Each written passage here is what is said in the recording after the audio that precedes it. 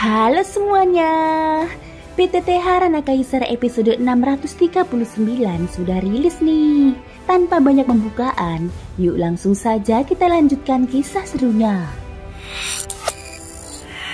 Di episode sebelumnya, Xiaoyan menghadapi Raja Kera Petir Langit yang jauh lebih kuat daripada yang pernah dia kalahkan sebelumnya. Meski lawan memiliki tubuh raksasa dan kekuatan petir tingkat keabadian, tubuh keabadian fisik Xiaoyan membuatnya nyaris kebal. Dalam pertarungan sengit, Xiaoyan mengalahkan Raja Kera Petir Langit dengan telapak tangan raksasanya, bahkan mengancam dengan jiwa anak kera petir untuk memaksa sang raja membuka rahasia dunia Sanhai. Dari pengakuannya, Xiaoyan mengetahui bahwa seorang pria bertombak pernah dikepung oleh 3 pemimpin ras kuat, yaitu makam siluman Shen Luo, siluman laut Changning, dan anjing langit gila. Sementara klan naga sedang sibuk dalam perang internal, Kera Petir Langit akhirnya memohon pembebasan. Namun Xiaoyan berniat memancing kemunculan 3 ras besar itu demi tujuannya. Dengan tatapan tajam yang tertuju pada Raja Kera Petir Langit, Xiaoyan telah memberikan jawabannya tanpa perlu mengucapkan sepatah kata pun.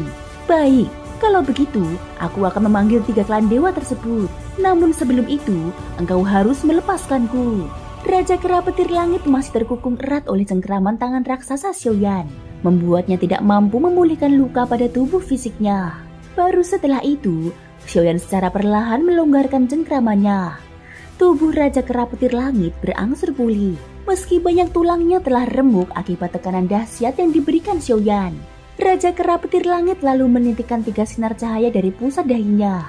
Ketika sinar itu kemudian menghilang ke dalam ruang kosong, Raja Kera Petir Langit memandang Xiaoyan dengan tatapan memohon saat bertanya, "Orang asing dari ras manusia, sekarang bisakah kau mengembalikan jiwa anakku?"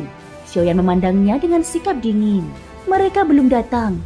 Bagaimana jika panggilanmu gagal?"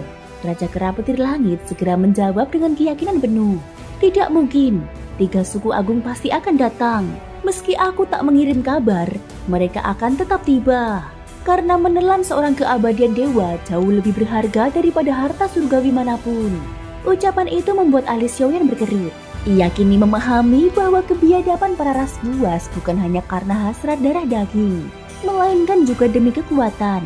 Dengan menelan seorang abadi, mereka bisa melampaui batas. Maka, keadaan Raja Tianzang kemungkinan jauh lebih buruk daripada yang dia bayangkan. Bisa jadi dia telah ditelan oleh ahli dari salah satu ras tersebut dan sedang dalam proses pencernaan yang membutuhkan waktu. Tiba-tiba, langit berguncang hebat. Dari angkasa terbelah sebuah celah raksasa. Retakannya menjalar cepat. Lalu dari dalamnya melangkah keluar sosok menjulang tinggi. Xiaoyan menggernyitkan dahi. Sosok itu menyerupai manusia, namun tanpa wajah, lebih mirip pohon tua yang berakar menjadi makhluk hidup. Sekilas, dia segera teringat pada wanita dari klan makam iblis Shen Luo bernama Tian Luolan yang pernah menghadangnya di Sensi. Wujudnya amat mirip dengan yang berdiri di hadapannya kini. Raja Kera Petir Langit mengeluarkan pekik tajam. "Itu dia, wakil dari klan makam iblis Shen Luo. Sekarang, mohon kembalikan jiwa anakku." Xiaoyan mengibaskan lengan bajunya, melemparkan jiwa putra Raja Kera Petir Langit ke arahnya. Setelah mendapatkannya, Raja Kera Petir Langit berbalik, menghilang tanpa ragu ke dalam kekosongan. Sosok mirip pohon kering itu memandang Xiaoyan. Dia berkata, "Begitu rupanya, lagi-lagi muncul seorang kuat dari ras manusia."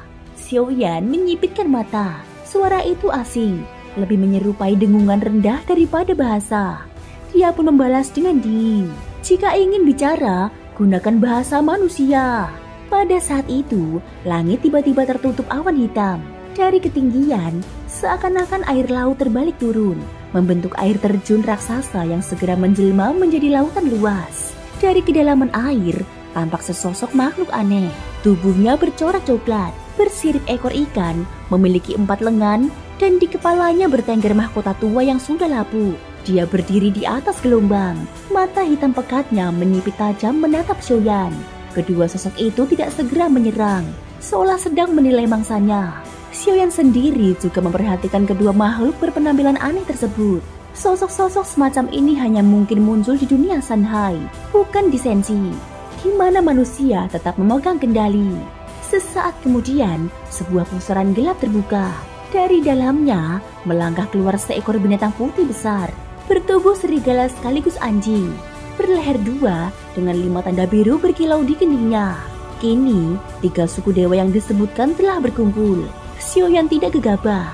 Dia lebih dahulu mengucapkan kata-kata dengan tenang. Semuanya, aku datang hanya untuk mencari seseorang. Jika kalian bersedia memberitahuku, aku rela menukar dengan pil dewa. Xiaoyan tidak ingin langsung menggunakan kekerasan. Ia memilih pendekatan diplomatis terlebih dahulu karena belum jelas hubungan antara Raja Tianzang dan ketiga suku tersebut. Dia juga tidak langsung menyerang karena ketiga makhluk ini memiliki kekuatan keabadian dewa tingkat keempat.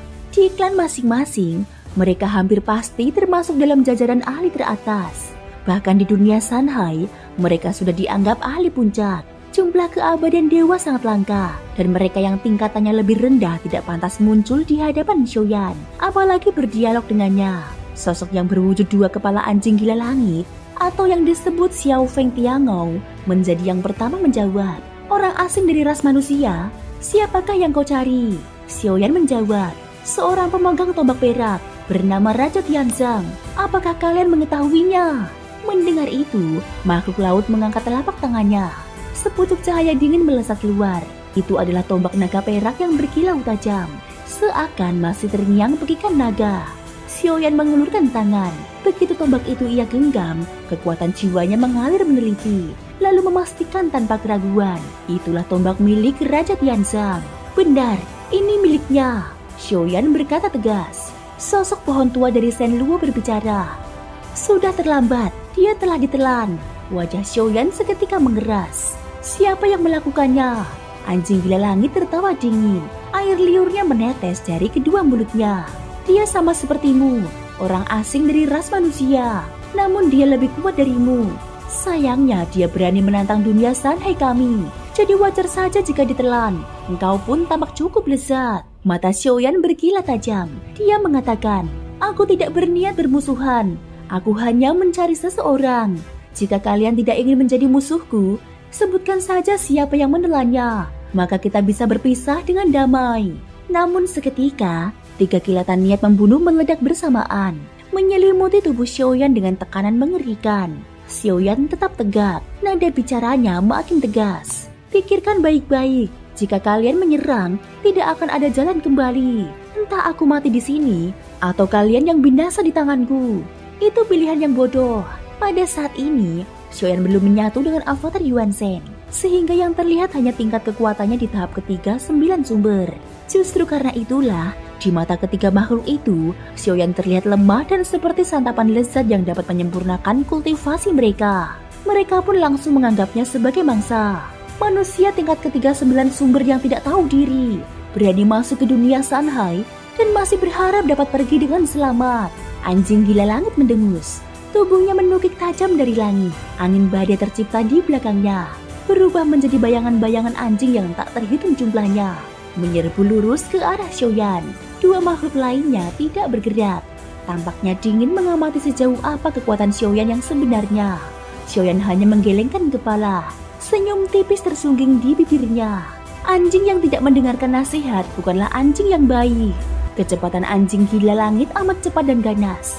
Namun Xiaoyan kini berbeda dari sebelumnya. Sekalipun melawan lawan sekelas ranah keempat, dia tidak akan gentar.